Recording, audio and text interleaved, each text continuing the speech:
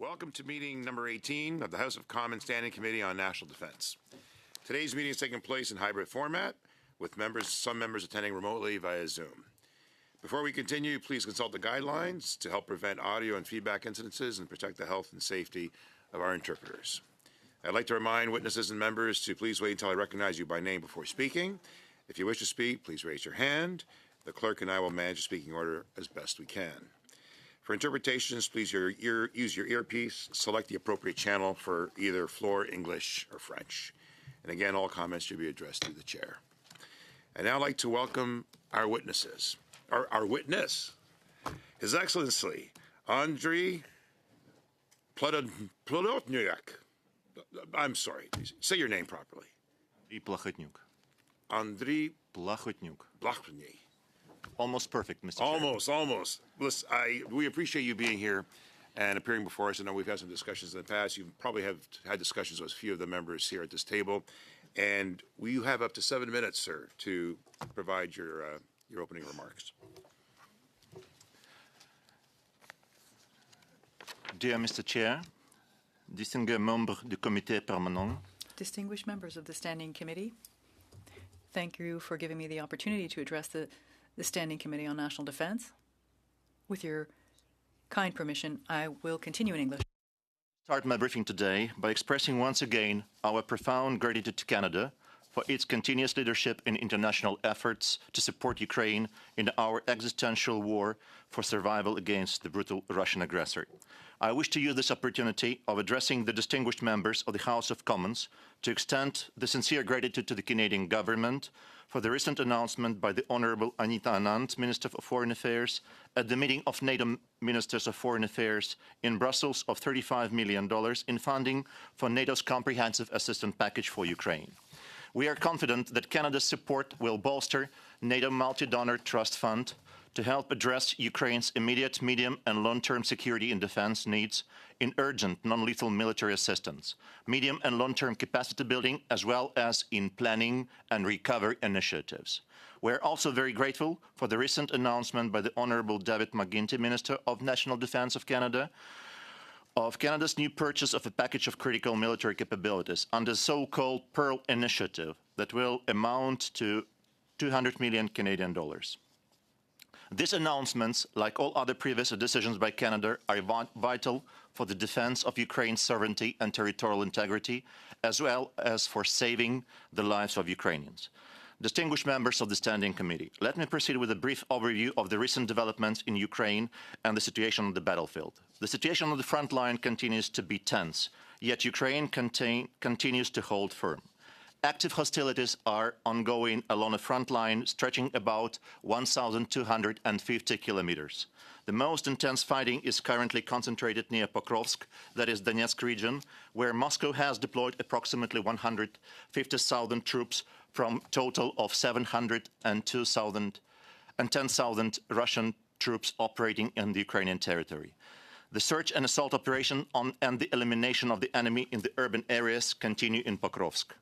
In Mirnogorod, despite the increasingly complicated logistics, the defense forces of Ukraine continue to hold the defensive lines, eliminating the enemy on the approaches to the city. The defense forces of Ukraine have stabilized the situation in the Gulay-Pole sector, that is the Zaporizhia region, halting the enemy's advance. Despite the intensive Russian offensives, Moscow has failed to achieve any of its strategic objectives, while the Ukrainian forces retain the capacity to disrupt and degrade enemy operations along the front line. Russia's losses in personnel and equipment remain extremely high, highlighting the unsustainable nature of its military campaign. As of 8 December, since 24 February 2022, Russia has lost more than 1,182,000 soldiers. Our strategy is to exhaust the Russian army as much as possible, prevent its advance, and hold our territory, while simultaneously striking the enemy in the near area in operational depths and deep inside Russia, with the aim of undermining its defense capabilities, military supply chains, and defense industrial potential. To achieve this goal, we need a stable and timely supplies of all types of weapons and ammunition in large quantities to hold the front line. Ukraine is profoundly grateful for every package of support, but we need more, as Russia is ramping up its drones and bombs production and intensify its offense on the front line, shelling, bombing of civil infrastructure. In the first 11 months of 2025, Russians dropped nearly 44,000 guided aerial bombs on frontline cities and positions of Ukraine armed forces, an average of 130 bombs per day.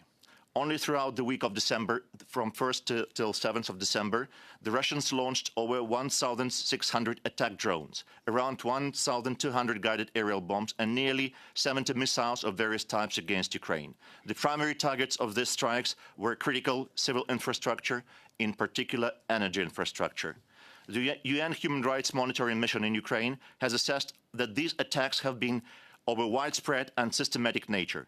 It was concluded as well as that multiple aspects of Russian military campaign to damage or destroy Ukrainian civilian electricity and heat producing and transmission infrastructure have violated fundamental principles of international humanitarian law.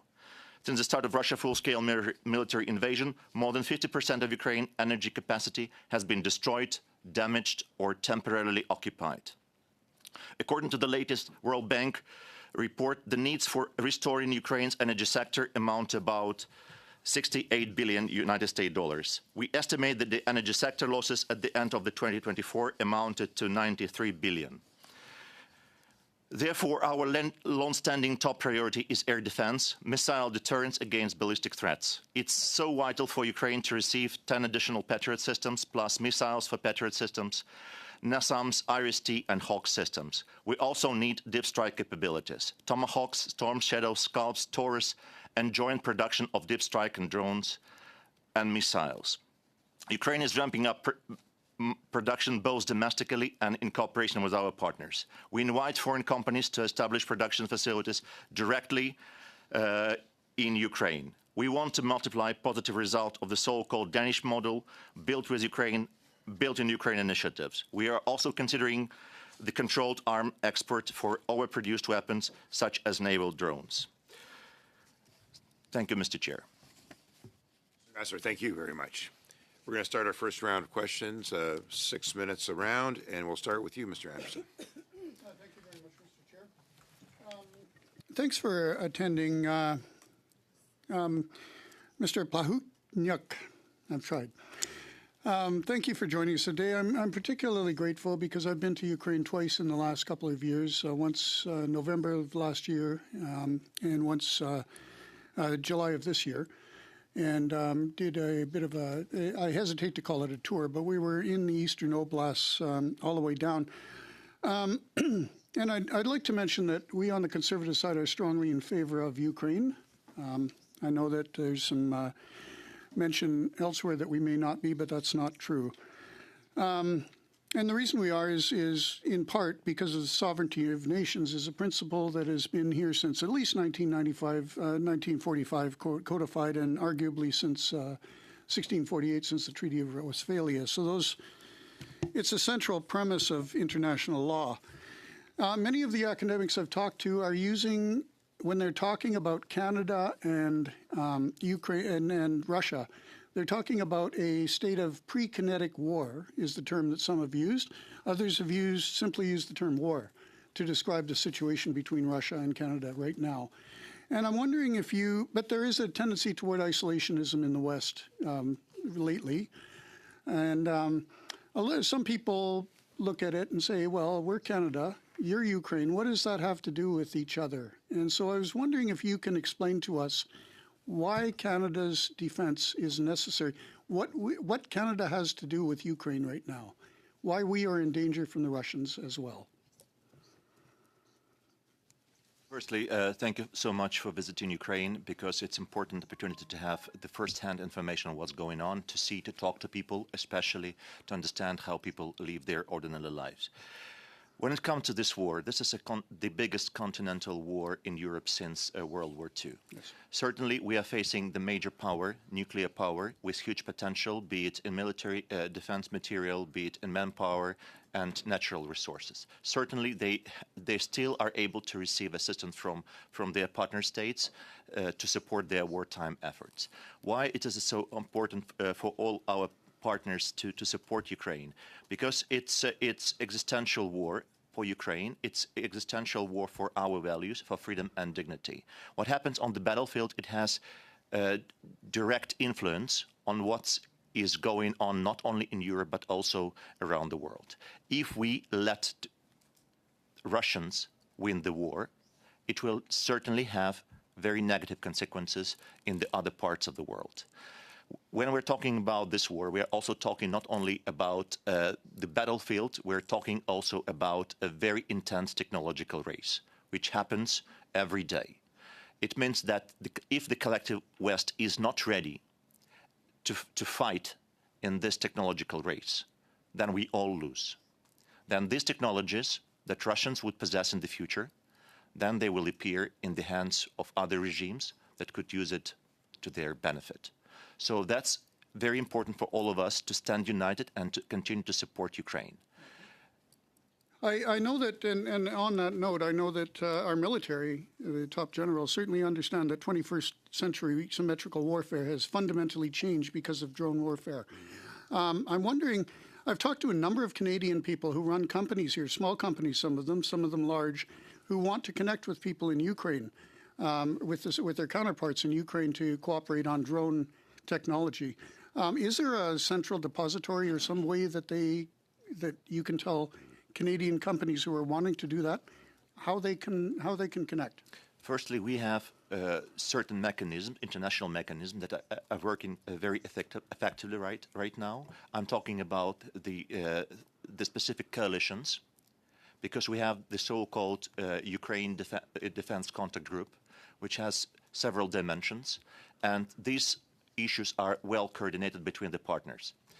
It's one issue. Another issue is certainly that we, the embassy, and our team stand ready to make these connections to our Canadian partners and friends if they want to start working in this specific field with Ukraine. Certainly, you have your embassy present in Kyiv with ambassador and her team who are also ready to support these efforts.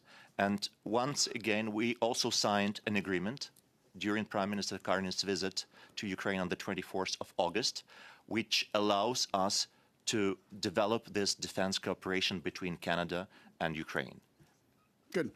One more last question here. In November of last year, when I was in Zaporizhzhia, the Russians sent a 3,000-pound Fab 1500, I think it's called, and destroyed the hotel I was in Zaporizhzhia. Now, Zaporizhzhia is not on the zero line. It's not a front line.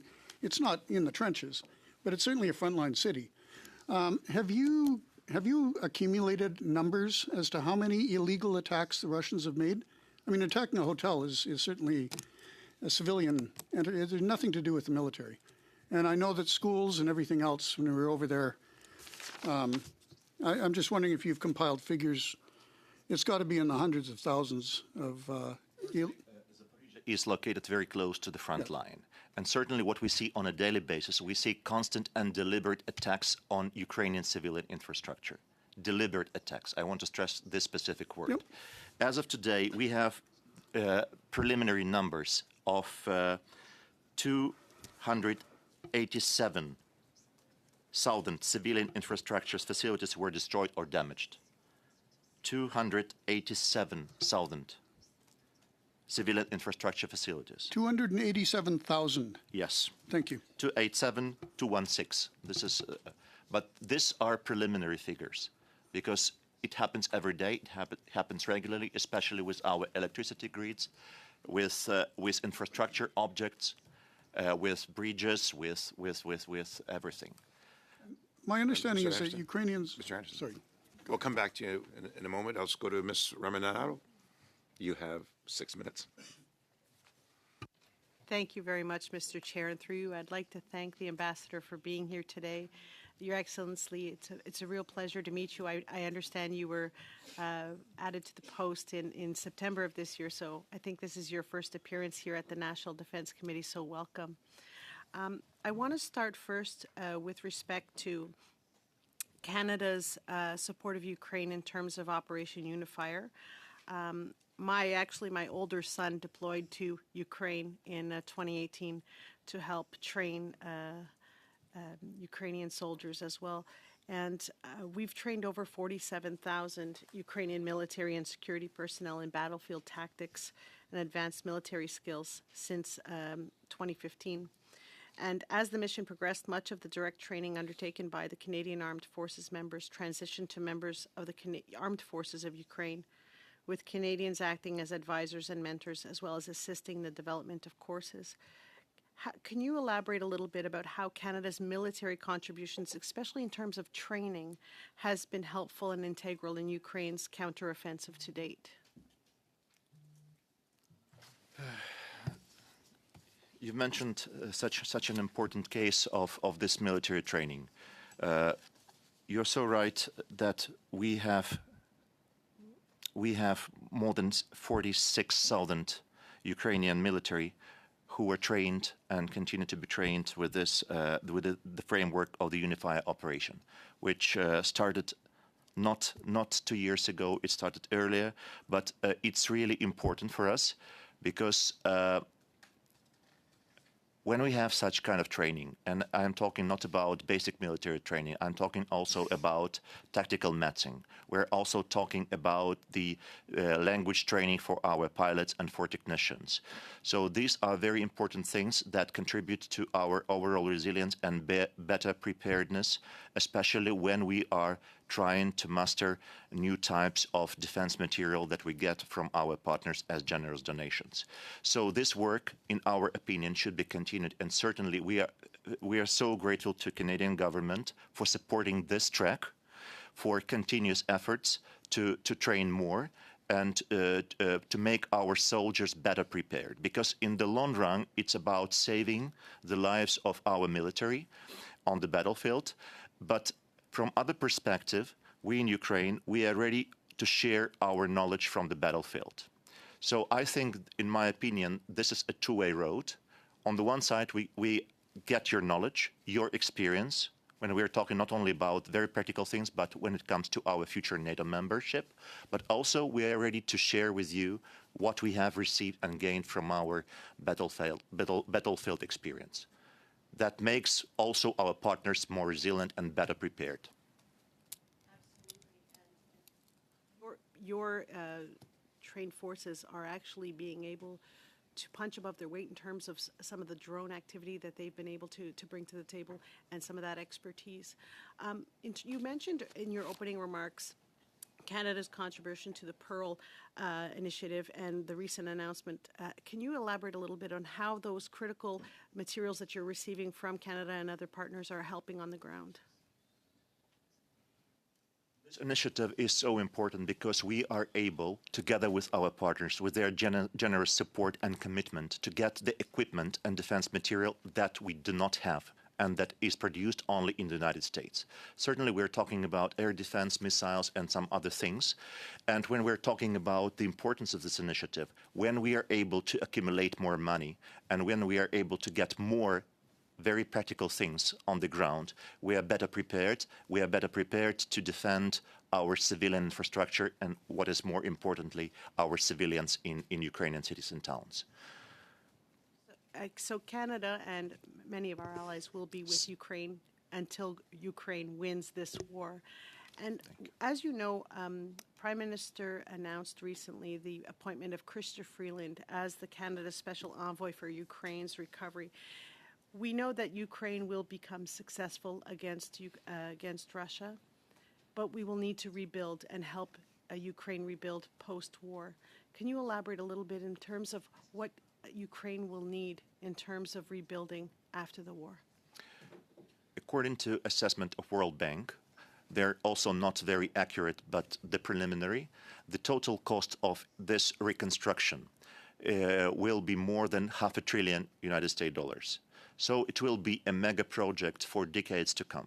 Certainly we're talking about a reconstruction, but on many occasions we'll be talking about creating something new from the scratch.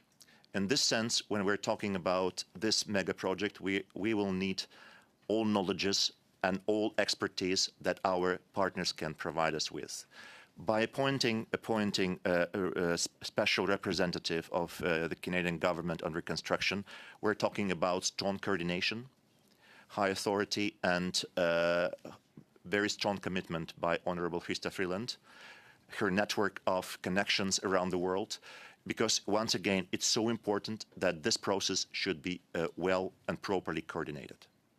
Thank you very much. Thank you. Monsieur Samar, you have 6 minutes, sir. Monsieur Sima.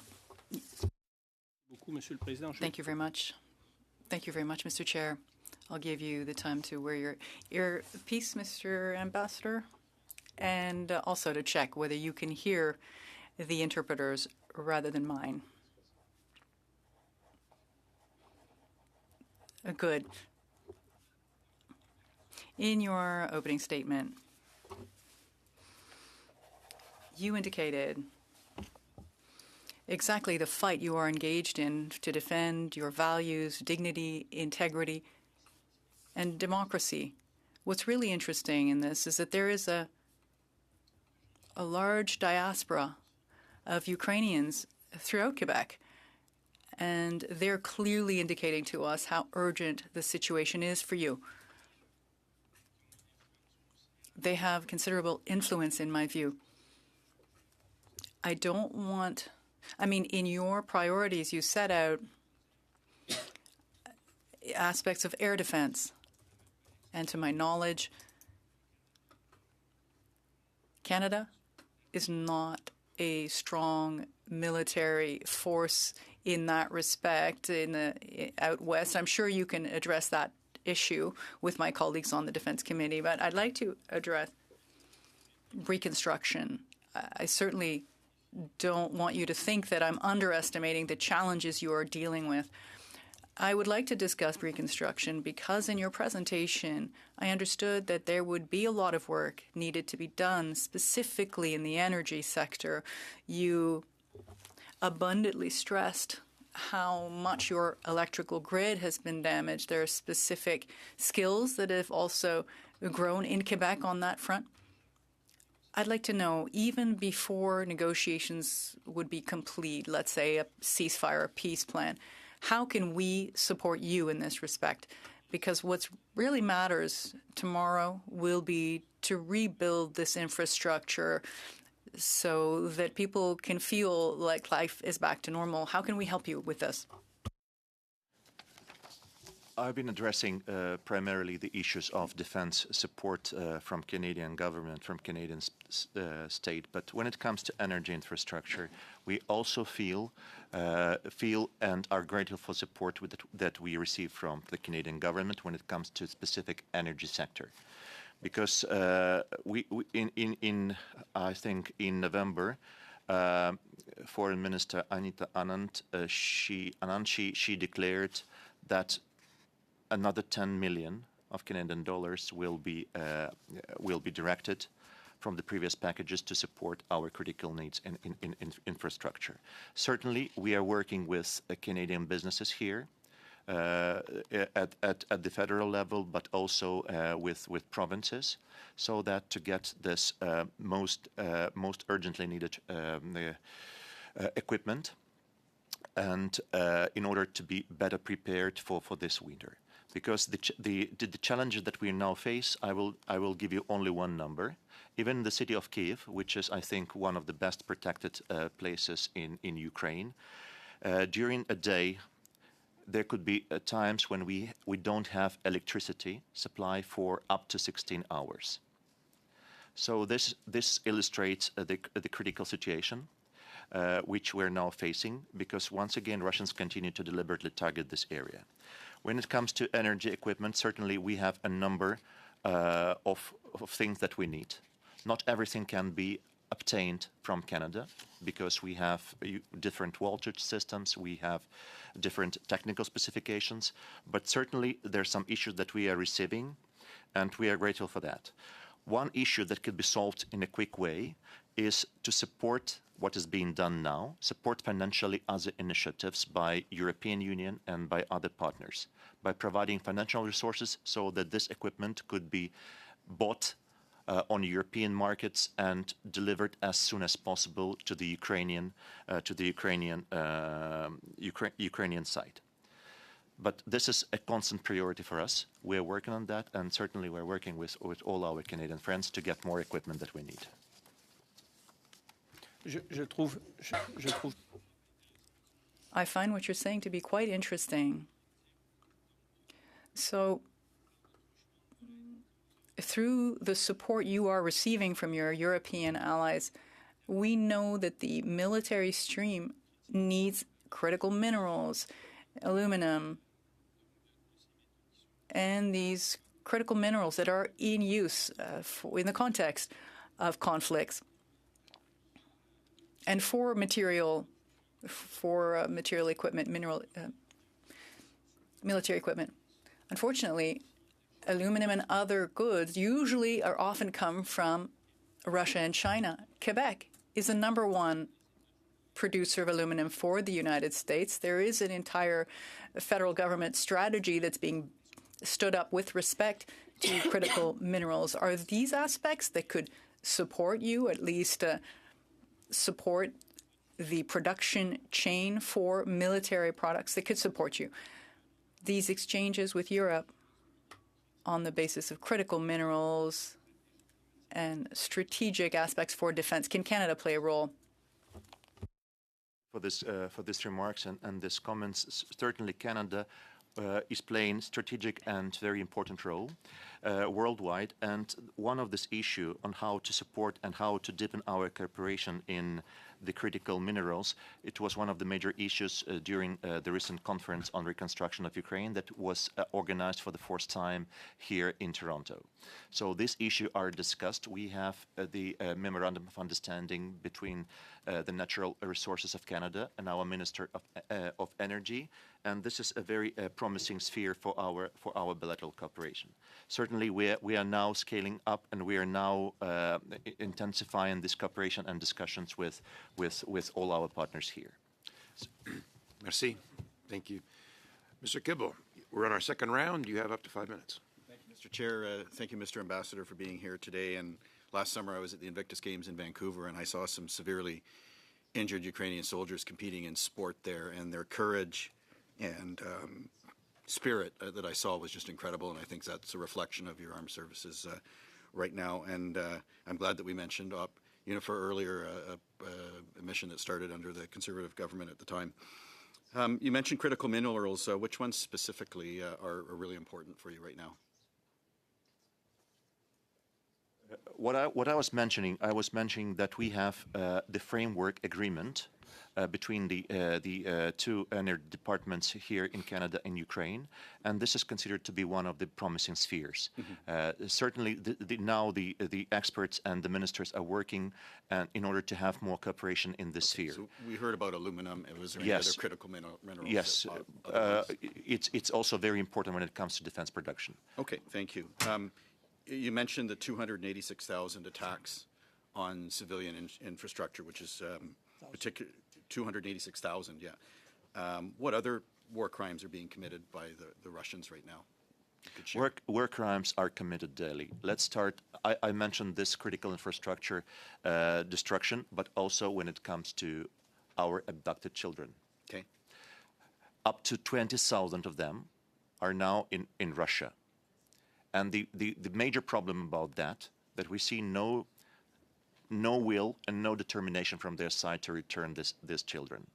And we are talking about children that are growing, facing this propaganda, when their biometrics is being changed, when they are illegally adopted, and many, many other problems. In this sense, Canada is co-chairing with us the International Coalition for the Return of Children.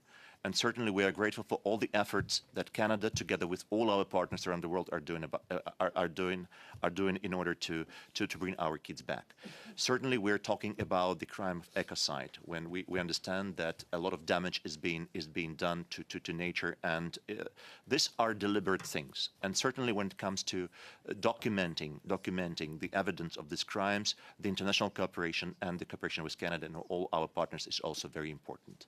Thank you. That's absolutely brutal. There are currently peace negotiations attempting to happen at the moment. What are some hard lines that Ukraine will not give up in those negotiations? Thank you for asking this question.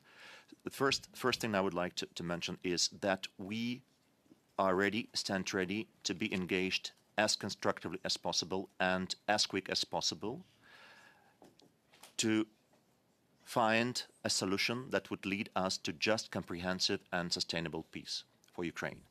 Certainly, we have dozens of discussions that happen every day with American partners, with European partners, with Canada. Today, we had a phone conversation between our President and Prime Minister Carney to exchange ideas, to exchange views on how to move forward with that. But certainly, my President mentioned it yesterday, that Ukrainians wouldn't be trading their territories.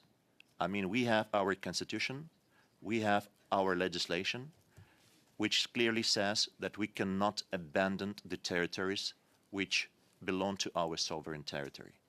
So this is a very, very strong red line for us. Certainly, we understand that the discussions will continue. Our Ukrainian and European proposals are being finalized right now when it comes to security guarantees, how we see all the processes, and we'll be ready to share our vision with our American partners. But once again, we Ukrainians are not ready for capitulation, and we are not ready for peace at any price. Thank you very much. Ukraine has been instrumental, because you mentioned earlier, technological race, instrumental in modernizing drone warfare and has seen huge success. Do you feel that the Russians are catching up on this technology, and are you worried about this? Certainly, we are concerned with a couple of things. One thing is that despite the sanctions regime, and despite all the sanctions that we have now, which are very important, but they are still able to get spare parts to support their wartime efforts, to produce missiles, to produce drones, using Western technologies and Western equipment. This is one thing that we are very concerned about. The second thing is that we see that they're also developing their capabilities, technological capabilities, and this is a constant process that we as Western countries, which share the same values, we mustn't lose. Thank you. And very quickly, if I may, in your opinion, how do countries like NATO allies and Canada, do you feel they need to be upgrading and modernizing their drone technology, like right now, or to catch up? I think this is the process that has already started. And what we can do, we can contribute to that very actively by producing together, both for Ukrainian needs and certainly for our partners in Canada, in Europe, elsewhere. Thank you, Mr. Ambassador. Thank you. Mr. Millet, you have up to 5 minutes. Thank you, Chair, and Ambassador Plachotnik, we're most honored to have you here today. Today in the House, we were debating S210, which is an act to designate Ukrainian Heritage Month in Canada. So we're doing our bit in an official capacity to recognize the fact that outside of Russia, Canada, I believe, has the largest diaspora of Ukrainians anywhere in the world. So we have a long and close relationship, including myself. I come from Ukrainian heritage, so this means an awful lot to me. And the 1.4 million Canadians who also share that Ukrainian heritage. So my first question to you today, Ambassador, is what areas of Canadian military assistance, in your estimation, have been most valuable to this point to Ukraine, and where do you see the future opportunities for deeper cooperation? I think we touched on it just at the end of the last comment, if you may. Firstly, let me respond to your remarks about the Ukrainian Heritage Month, which is absolutely profoundly important for all of us, and this is a very important thing once again. When it comes to what is most valuable, I would say that everything that we have received so far, it really changes the situation on the battlefield. It saves the people's lives. It saves the lives of our military. So this is everything matters. I don't want to say something is more important, something is less important. Training is important, air defense is important, and joint defense production is also very important. So what I would think of at this stage, certainly we should be talking about how to ramp up our joint production, how to establish new enterprises, how to establish joint ventures, and how to make Ukrainians stronger when we will have to be engaged in genuine negotiations with Russians together with our partners, and on the other side, how to make all our partners more resilient. We have most urgent priorities, and number one is certainly air defense. We need ammunition. When a country is fighting this war, existential war, which is continental warfare, we need everything. It's obvious to all of us. But certainly we have priorities. And to achieve these priorities, we need to produce more, altogether. Because collectively, our technological potential, our economic potential, it cannot be compared to the potential of the Russian Federation. We are much stronger. And if we can continue in that vein, Ambassador, do we see,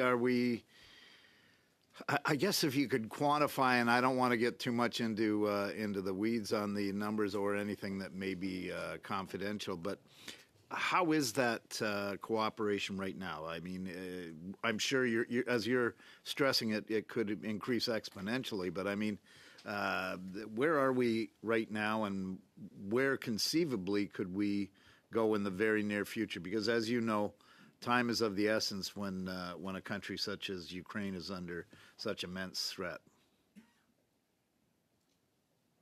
One thing that was mentioned publicly here is certainly that was the training of Ukrainian military. It's important, and certainly it should be continued.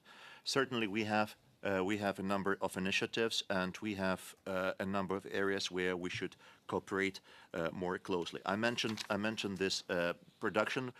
We also discussed and mentioned the sphere of drone technologies and the relevant spheres. Canada possesses very good and sophisticated technologies and excellent international expertise. So we will certainly need this expertise, and we will certainly be able to contribute to our cooperation with our knowledge from the battlefield. Mr. Chair, I have a little bit of time, I believe. Just in closing, what would you want the average citizen of Canada to know, Ambassador, what life is like for the average citizen? And you touched on it that with the attacks on the electrical grid, you have outages of up to 16. And what a lot of Canadians, I don't think, understand is this cold we're experiencing in Ottawa right now is the same cold being experienced by your country in some months in this. So if you can, please, are there any misconceptions you'd like to counter or stories of heroism you'd like to amplify? Firstly, a couple of things, I think, from myself representing Ukrainians.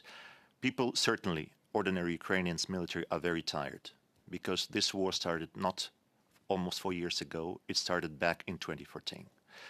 But for us, it's absolutely existential thing. We understand that if Russia stops the war, withdraw its troops, pay reparations, the peace will come to Ukraine. But if we stop fighting, there will be no Ukraine. Second point, we are profoundly grateful to all Canadians, like all partners and citizens from different countries, for all support that we get. It's really important for you to understand and to know that whatever you do is well known to ordinary Ukrainians in the streets. And I think that those of you distinguished members of the Standing Committee who visited Ukraine could have this opportunity to talk to ordinary Ukrainians and to understand that when it comes to Canada and Canadians, we in Ukraine understand that you stand on the side of the light, supporting us with your commitment, with your solidarity by opening your hearts and your doors to Ukrainians here in Canada.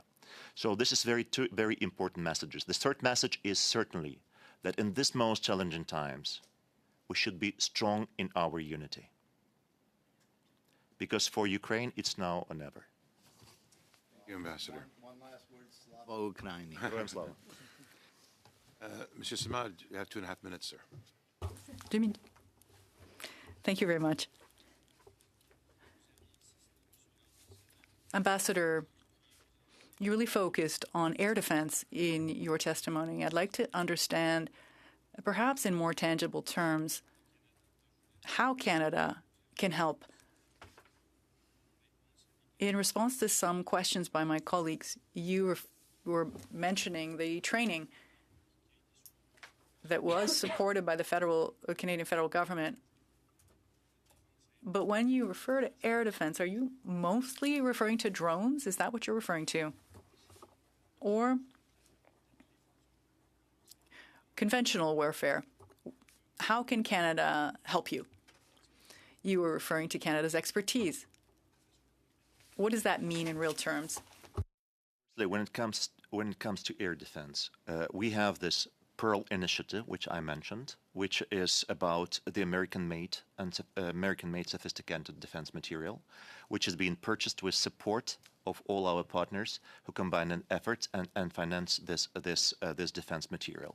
Another thing that can be done, we're talking about air defense systems that are produced not only by the United States but by European countries, like NASAMS, like SAMPT, which are produced by Norway, Italy, and France, and so on and so forth.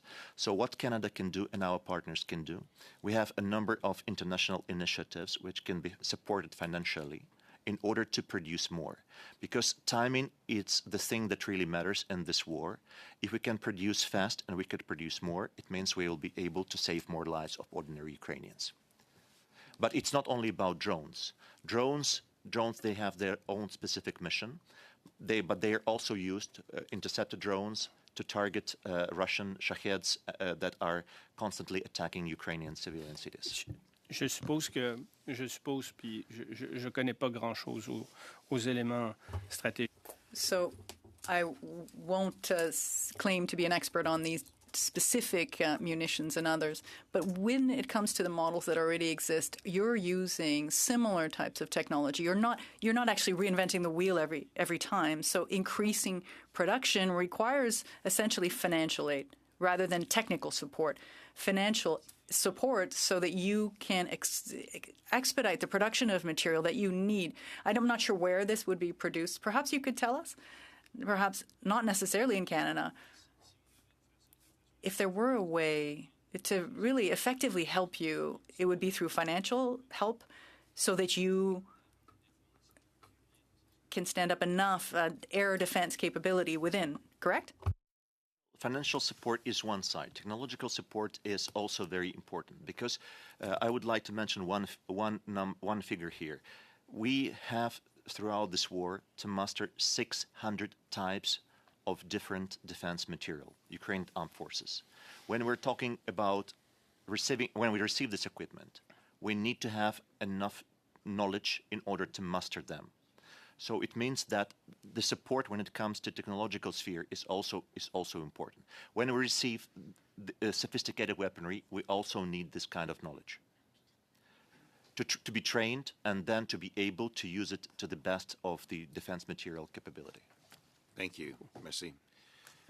Ms. Gallant, you have up to 5 minutes. Thank you. Excellency, aside from the Kardesa system currently under construction, does Ukraine have any undersea cables presently?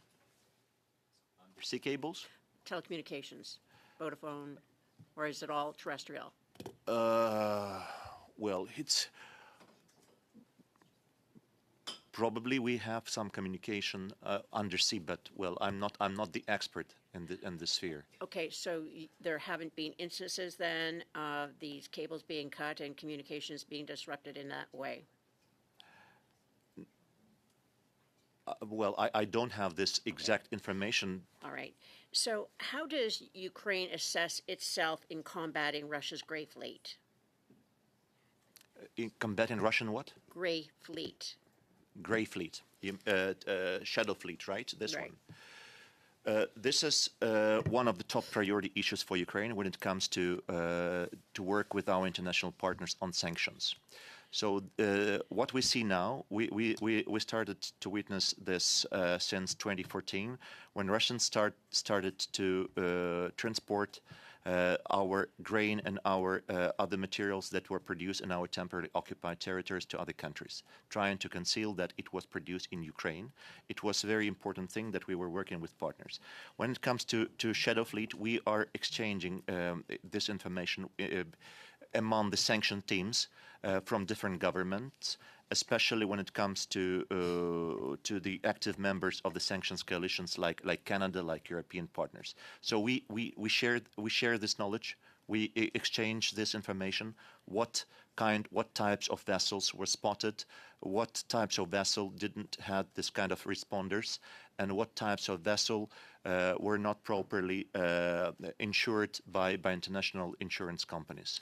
Okay, in terms of cyber disruption, what new prevailing threats has Ukraine encountered that Canada needs to be ready for?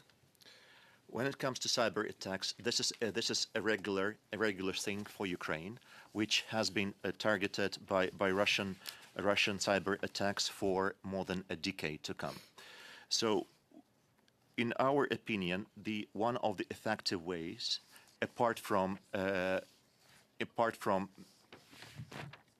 having enough and efficient software, is certainly about international cooperation that should be intensified between the relevant services, the relevant agencies when it comes to cyber attacks, how to counter them. So the more effective this cooperation is, and the more effective is our software, the better we are prepared. But it's a constant process. So the Russian drones are being launched offshore from their Shadow Fleet, and they've been causing chaos in major European airports. Can you give us any insight on how Canada should prepare ourselves should we see the same operations happening on our continent? What we did, we tried to support our European partners and friends to the best of our possibilities. I would refer to the decision of the Ukrainian authorities and by President to send the team of experts, I think, to Denmark to support them on how to deal with situations of these drones appearing in their airspace. When it comes to all our partners, I think the best way for us, and I think it's being done now, to share this information and knowledge on how to counteract if such situations could happen in our partner states. So with respect to Russia's Shadow Fleet, what other systems do they have that may pose an immediate risk? Do they have any advanced weapon systems, lasers, kinetic warfare capabilities that we're unaware of? Certainly, I'm not a military expert, and I'm not the person who has best knowledge on how these vessels are equipped with. What I know is that when it comes to the Shadow Fleet, a lot of things that they have got from different markets, it's old civilian vessels. Certainly, they may be equipped with different equipment. But once again, this is a serious situation which should be considered seriously and monitored seriously by border guard services, by intelligence community, and by exchanging the information about it will certainly contribute to our better preparedness. There are reports that the Ukrainian children abducted by Russia during the war have been sent to its ally, North Korea. What do you know about this? This is a knowledge which was shared, I think, during the hearings in the Senate. We've got information that a lot of children were sent to Belarus to be educated there, under Russian propaganda. If this information is shared by our well-known civil society organizations, certainly it means only one thing: that such cases were witnessed and spotted by our civil organizations with support of OSINT technologies and support from our international partners. In North Korea as well? Russians will use each and every opportunity to hide Ukrainian children and not to bring them back to Ukraine. Thank you. But if we have this knowledge, certainly we share with our partners to raise this awareness with only one goal: to have more unity and more strength in this unity to press Russia to bring our kids back home. Thank you. Mr. Lapointe, you have up to 5 minutes. Thank you, Chair. And thank you, Ambassador, for appearing before the committee today.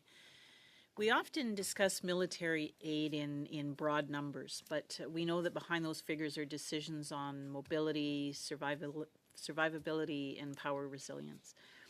Where have Canada's contributions filled gaps that might otherwise have resulted in lost territory, reduced defense capability, or slower counteroffensives? Sorry, I didn't quite got your question. So how has Canada's aid helped Ukraine in preventing lost territory, reduced defense capability, or slower counteroffensives? If we receive defense equipment from Canada, if we receive, for example, APCs or other defense material, it means only one thing, that it saves the lives of Ukrainian soldiers on the battlefield, and it means only one thing, that they can stand firm in defending their positions. So this is basically, I want once again to stress this point, that everything, literally everything that we got from Canada, it really contributed to saving more lives on the battlefield, and certainly in our cities and towns. You stated in one of your responses, what happens on the battlefield has profound impacts on Europe and the rest of the world. Canada recently announced it was joining SAFE, and I'd be interested in hearing your thoughts on what effect you think that may have on European security. It was, in my opinion, it was a very important decision, important for Canada, important for European partners, and important for us, because we are talking about, once again, how to have more cooperation in defense sphere, and how, in the long run, how to make all our countries more resilient. I mean, by strengthening the links, transatlantic links, which is so important for Canada, for Ukraine, and for Europe. I mean, we are contributing to making our countries more resilient. And this is a very important step to join this initiative, which will be certainly beneficial for European partners, including Ukraine, and certainly for Canada. Yeah. Now, with some proposals referencing territorial concessions or limits on Ukraine's forces, what impact does clear and very consistent messages from allies have in shaping those international expectations around what is and certainly what is not acceptable in any peace framework? We need a strong, united position. That's why my president is so actively coordinating all these initiatives with European partners, and certainly with Canada and with other partners in the world. We've been very firm on the issue that all the issues about Ukraine should be discussed with Ukraine. All about issues about Europe, European security, should be discussed with participation of European states. So this is very important. Another issue, for example, that was also in our media and certainly in international media was the issue of elections. That was very clear, and President made it very clear that he is ready to go for elections. But the most important thing is to have proper conditions according to our legislation, to have this election process. And first and foremost, certainly is a comprehensive and sustainable ceasefire. Then the procedures will start working, and then everything can be organized. So a lot of issues, but we need a very strong, united position. And we are working on that. Chair, do I have some? You have some time? Oh, okay. So as discussions continue around a ceasefire and security arrangements, to what extent does sustained allied military support strengthen Ukraine's position to secure terms that prevent future aggression and ensure also long-term self-defense? Non-repetition of the future aggression is absolutely vital for us. That's why we're talking about this robust security and robust security arrangements. And there are a lot of things that are now being discussed, starting from international presence in order to support Ukraine, starting with supporting Ukraine with sophisticated weaponry, starting with then going with defense production. There are a lot of issues that would contribute to this strong security, because the main idea is certainly to achieve just, lasting, and comprehensive peace, but it cannot be achieved if there is no robust security on the ground. point, Ambassador. I believe Mr. Bazan has crashed, so we're going to go to you, Mr. Kibble, if you want to proceed. Thank you, In the Yeah, I guess he's having some challenges with his Zoom connection and might jump back in. But thank you for the opportunity, Mr. Ambassador, to ask you some more questions. There's some relatively new reports of autonomous land-based drones on the battlefield. Are those Russian, Ukrainian, or both? And perhaps could you speak a little to their success or their role? You mean autonomous drone systems? On the land-based drones. Land robot systems. Yes. This is the area, certainly, which is also developing very fast, because once again, this war is certainly about numbers of defense material and defense equipment and armaments that have been used, but also about technological race. So this war is developing very fast when it comes to drones technologies, be it naval drones, be it land robot systems. So we are trying. They are invading measures. We are inventing countermeasures. So this is a very fast process which take place. Certainly, we have this land robot systems, which are supporting the forces on the ground, starting with what to do with the wounded soldiers, how to deliver them from the battlefield to the evacuation point, and do many other things like mining areas. But it's about the support of military units on the ground. Thank you very much. In Canada, we're seeing lots of sentiment against supporting the war in Ukraine, specifically online and in social media. Is there? Are you aware of this in Canada? And do you know who the source of this might be? Could you please repeat your? Just online and in social media, we're seeing a lot of sentiment popping up, supporting not support the war in Ukraine among people. Do you know where this is coming from and who's pushing this propaganda? I think the origin of this information is so obvious for us. Russians will do everything to destroy our unity, to create chaos, by different hybrid methods. One of them, Telegram channels. One of them, different types of communities sending signals, messages, information campaign, with only one goal: for us to be not united, for us to be not robust in our response to this brutal war of aggression against a sovereign country.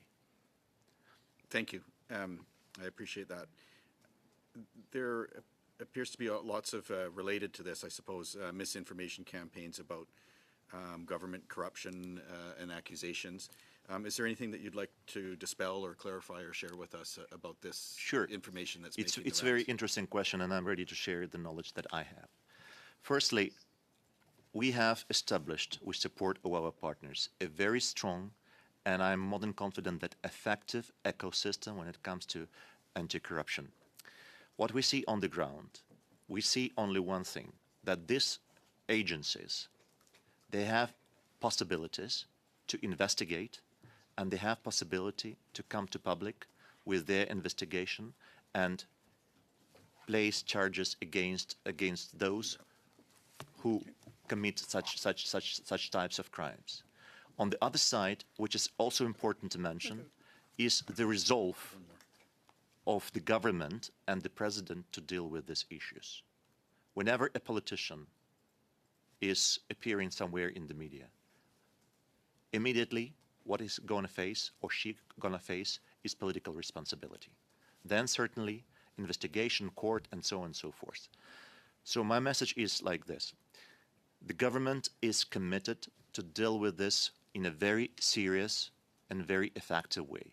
What we are now doing, an investigation has been made, not only in the state-owned companies in the energy sector, but also in other sectors, in order to have this reset of supervisory boards, in order to understand and to have the most updated information on what is going on in these specific spheres. Because we understand that we need international credibility, the support of international partners, and this is vital for us. And it's vital for us It's vital for our people because justice is so important for Ukrainians. Thank you for your comment and clarifying in the ground truth, and I'll pass the remainder of my time to Mr. Anderson. Thank you very much. I've on my bucket list, I would like to be banned from Russia, and I was hoping that you can put in a word for me with the Russian authorities. I know a number of my colleagues have been banned. You mentioned that the Ukrainians are not ready for capitulation, and I'd just like to relate an experience I had in Kherson, which is another frontline city under fairly constant bombardment. On the wall of a restaurant that somebody had hired a professional sign painter to paint F your republics on it, which is a direct challenge to Putin, who may very well, if the war continues indefinitely for another 100 years, eventually take over Kherson. So it's this sort of attitude that the Ukrainians have, and I can vouch for it firsthand. The number of Ukrainian flags on car antennas, these are not state-sponsored things. These are organic. Putin's face on toilet paper, I'm sure you've seen that. This is an organic Ukrainian response, and I would certainly second your observation that Ukrainians are not ready to capitulate. We've talked a lot about what Ukraine can gain from Canada. Can you tell us what Canada can gain from Ukraine, specifically with regard to drone warfare technology, warfighting technology? Mr. Anderson, and I gave you the liberty, but I do want to respond to the question. I'm going to give Mr. Watchman the last question, but by all means, please. I will be very brief. 15 seconds. The President and the government on numerous occasions made it very clear. We stand ready to share our knowledge, our technological knowledge, with all our partners and reliable friends. Certainly, absolutely, Canada is among our most reliable friends and partners. Thank you very much.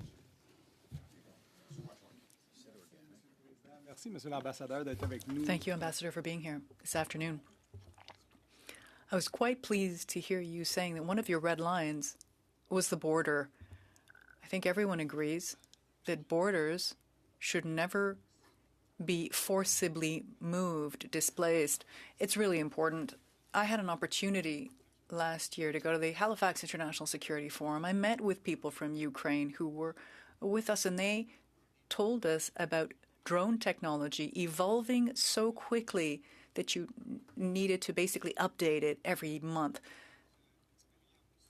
Based on your experience, what in the battlefield, how can you help Canada in the acquisition of its drones and new technology?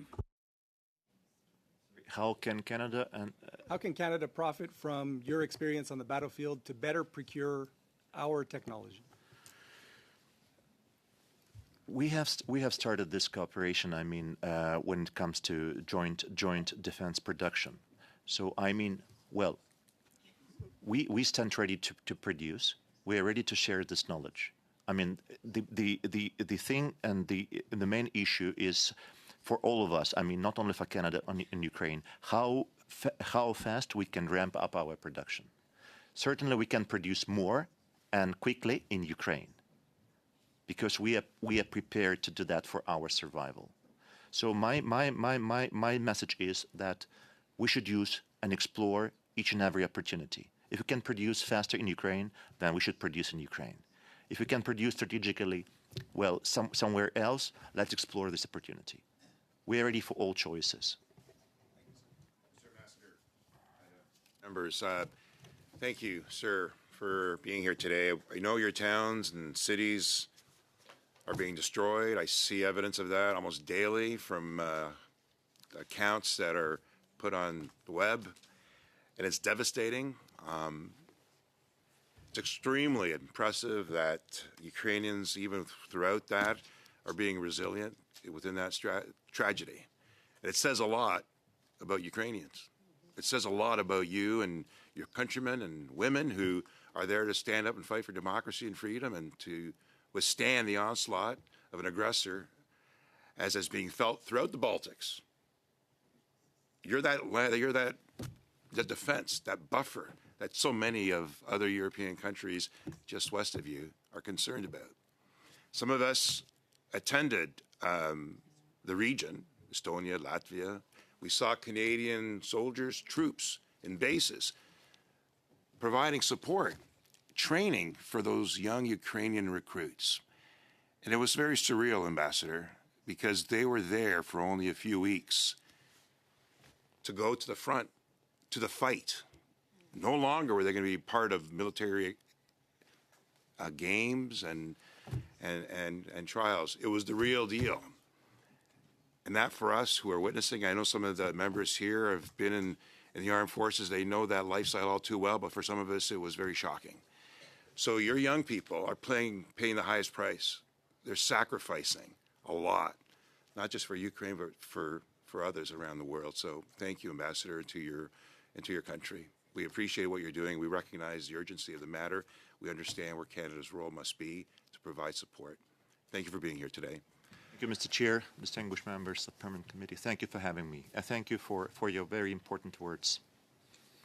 Folks, I'm going to just recess for a bit to allow the ambassador to leave, and then we'll go on camera. We've got a bit of work to do before we leave today. I'll just provide a recess.